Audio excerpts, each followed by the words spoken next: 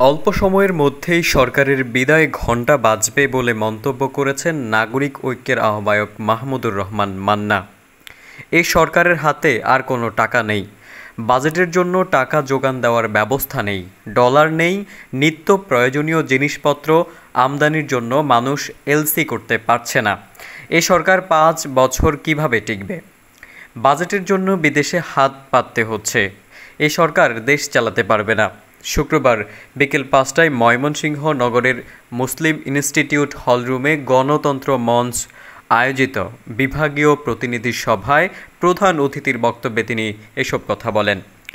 ভোটাধিকার ও গণতান্ত্রিক রাষ্ট্র প্রতিষ্ঠার সংগ্রামে সবাইকে ঐক্যবদ্ধ হওয়ার আহ্বান জানিয়ে এ প্রতিনিধি সভায় মাহমুদুর রহমান মান্না আরও বলেন, পুলিশ, আর্মি, বিজিবি সহ সব কিছু নিয়ে সরকার ক্ষমতায় টিকে আছে।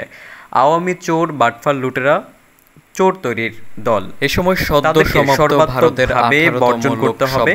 ওবায়দুল কাদের বলেছেন, ভারতের জাগরণে তারা ক্ষমতায় টেনে বিএনপির নেতা জনগণ না থাকলে ভারতবর্ষে ভোটের অধিকার আছে বলেই মোদি একক সংখ্যাগরিষ্ঠতা পায়নি।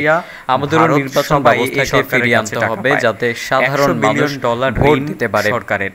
ফখরুল আরও বলেন, ক্ষমতাসীনরা আবারও একদলীয় মাহমুদুর রহমান মান্না আরও বলেন, আমরা সবাই যুগপৎ আন্দোলনে কাজ করছে।